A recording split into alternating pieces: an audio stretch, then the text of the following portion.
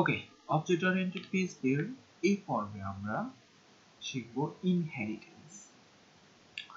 So inheritance আসলে কি জিনিস আমরা প্র্যাকটিক্যালি বুঝি। সো আমরা এটা এই জন্য ক্লাস বানাবো, মনে করেন ক্লাসের নাম দিলাম হচ্ছে ফাদার। ওকে,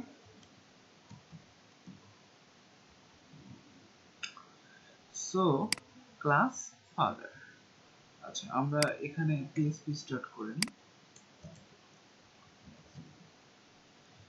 এখন এর মধ্যে আমি যেটা করব সেটা হচ্ছে পাবলিক ম্যাজিক মেথড কল করব, অর্থাৎ কনস্ট্রাক্ট।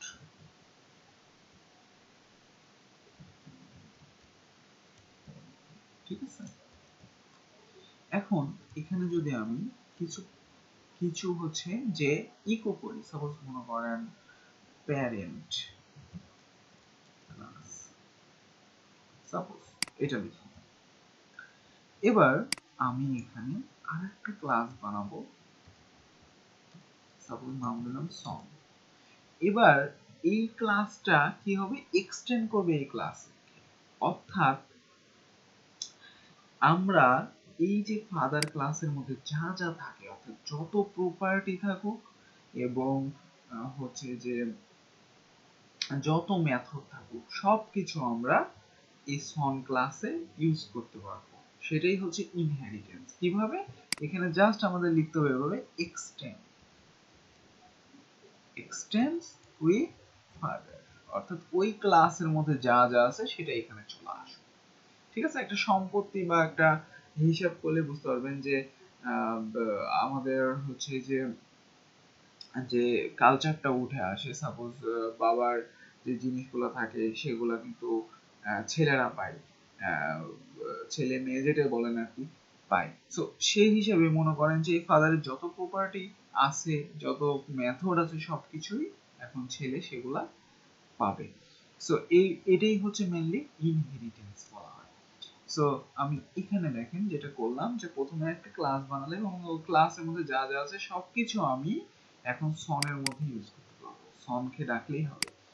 এখন আমি যদি এখানে মনে করেন পাবলিক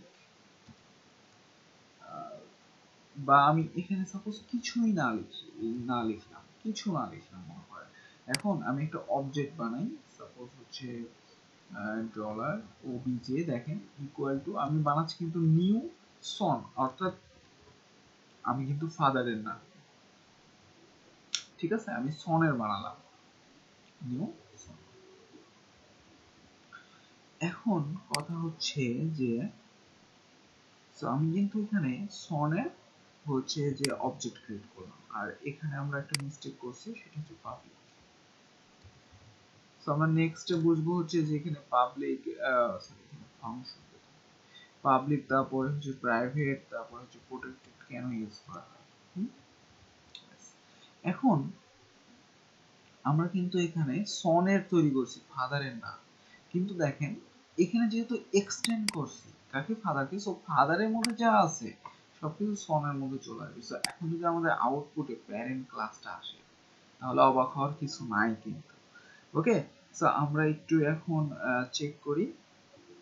সো আমরা এখানে রান করি, রিলোড, নাও দেখেন প্যারেন্ট ক্লাস।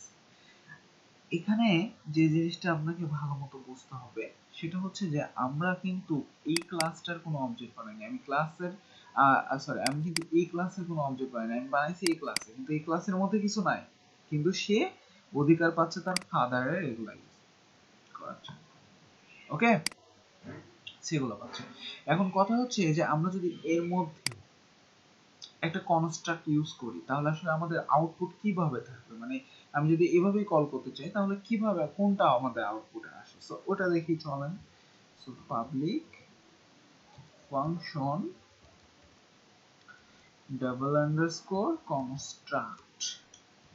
ওকে, সো এবার এখানে মনে করেন আমি ইনপুট করলাম চাইল্ড ক্লাস।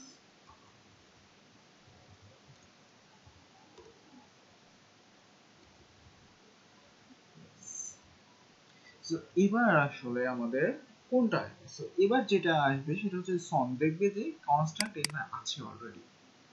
সো সে ফাদারের ওটা নিবে না, যেহেতু আমরা শুধু এখানে সন কেই হচ্ছে অবজেক্ট বানাইছি। সো আমরা এটা একটু দেখি কি আউটপুট আসে। চাইল্ড ক্লাস, ওকে। সো আমাদের কিন্তু চলে আসছে। এখন মনে করেন যে আমরা এটাকে চাচ্ছি ইউজ করতে এটার মধ্যে, এই কনস্ট্রাক্টর, তাহলে কিভাবে ইউজ করবো? আমরা এখানে লিখবো প্যারেন্ট ডাবল ক্লোন দেন কনস্ট্রাক্ট। আমরা দিতে পারি double underscore construct, okay. So আমরা যেহেতু প্যারেন্টেরটা কল করতেছি, সো আমরা এটা ইউজ করতেছি। এবার যদি আমি এটাকে রান করি,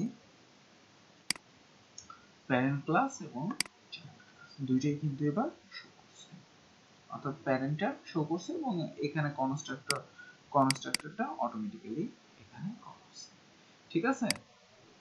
সো আমরা কিন্তু ইউজ করতে পারছি এভাবে। এখন আমরা যদি প্যারামিটার হিসেবে ইউজ করতাম, মনে করেন যে এই যে সনের মধ্যে আমরা হচ্ছে কিছু একটা পাঠাতে চাচ্ছি, সো এখানে মনে করেন আমরা এভাবে পাঠাই, এখানে ভ্যালু পাঠাই, সাপোজ 10 20 দুইটা ভ্যালু পাঠালাম। এখন আমরা রিসিভ করব কিভাবে?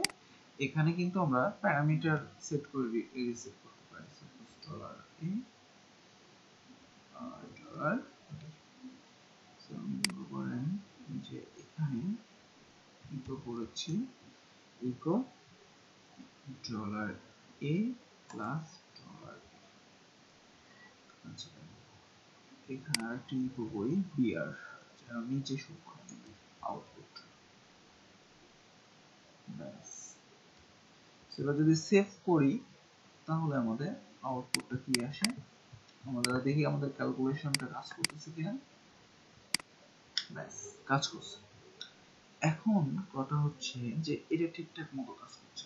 এখন এই জায়গায় আমরা যদি মনে করেন যে এইখানেও কিছু একটা প্যারামিটার পাঠাই, তাহলে আমরা এখানে এইটার মাধ্যমে প্যারামিটার পাঠাতে পারবো। যেমন আমি এখানে একটা ভ্যালু লিখি, সেটা কিন্তু আমি এখানে ধরতে পারবো কিভাবে, ডলার যে কোনো একটা নাম দিয়ে ধরতে পারবো। এন্ড আমরা এখানে সেম ভাবে ইকো করতে পারি বিআর এন্ড ইকো ডলার, ঠিক আছে। তো এই বিষয়গুলা একদম ভালো মতো ক্লিয়ার হবে। দেখেন প্যারেন্ট ক্লাস হলো 50, চাইল্ড ক্লাস, সো আমাদের কাজ করতেছে এটা, ওকে। কিন্তু এখন মনে করেন যে আমরা যদি এখানে ফাদারের মধ্যে কিছু প্রপার্টি ডিফাইন করতাম, যে ডলার, সাপোজ মনে করেন এখানে আমি লিখতে পারি সামথিং। এখন এই সামথিং এর মান হিসেবে আমি সেট করতে চাচ্ছি ভ্যালুটা, তাহলে কিভাবে করতে পারি? সেখানে সিম্পল ডলার দিস কল করব আগে, দেন আমরা লিখব কি সামথিং। এই বিষয়গুলো কিন্তু ভালো মতো ক্লিয়ার হবে, ইকুয়াল টু ডলার, তাহলে ভ্যালুটা দিস সামথিং এর মান হিসেবে প্রিন্ট হয়ে যাবে এবং আমি পরবর্তীতে এটাকে কিন্তু এইভাবে ইকো করে দিতে পারি, ওকে। So save. আচ্ছা এখানে আমাদের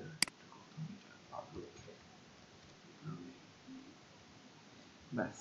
সো এবার আমি যদি আউটপুটে যাই, দেখতে পাবো যে আমাদের আউটপুটটা সেম থাকার কথা, বাট কিন্তু আমাদের 50 এবার কিন্তু আউটপুট আসে না, অর্থাৎ আমাদের এই যে 50টা আমরা পাঠাচ্ছি এই ভ্যালুটা, সো আমাদের কিন্তু এটা কিন্তু এবার আসেনি। আচ্ছা আমরা এই যে এখানে ভ্যারিয়েবলের নামটা হচ্ছে যে সমস্যা করছে, যার কারণে আসেনি। সেভ করি, এবার দেখি কাজ করছে। সো আমরা এইভাবে ইউজ করতে পারি। সো এখানে বেশ কিছু সিস্টেম আপনাদের দেখালাম। তো মেইনলি ইনহেরিটেন্স বলতে এটা বোঝায় যে আমরা ফাদারের মধ্যে একটা ক্লাসের মধ্যে বা একটা ক্লাসের মধ্যে যা যা ইউজ করবো, আমরা যদি সেই ক্লাসে সবকিছু পেতে চাই তাহলে আমরা জাস্ট এক্সটেন্ড করতে পারি। যেরকম আমরা মনে করি এখানে আরেকটা বানাতে পারি পাবলিক, ফাংশন যে কোনো নাম দিতে পারেন, মনে করেন এখানে আমি দিলাম হচ্ছে সামথিং।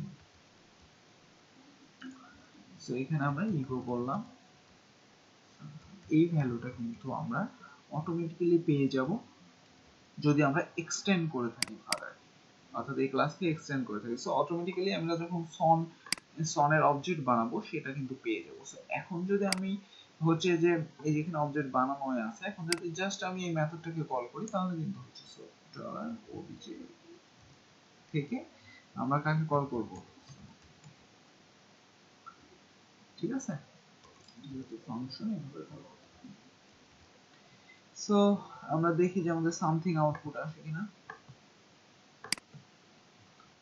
রিলোড নাও সামথিং শো করতেছে। সো আমার মনে হয় বুঝতে পারছেন।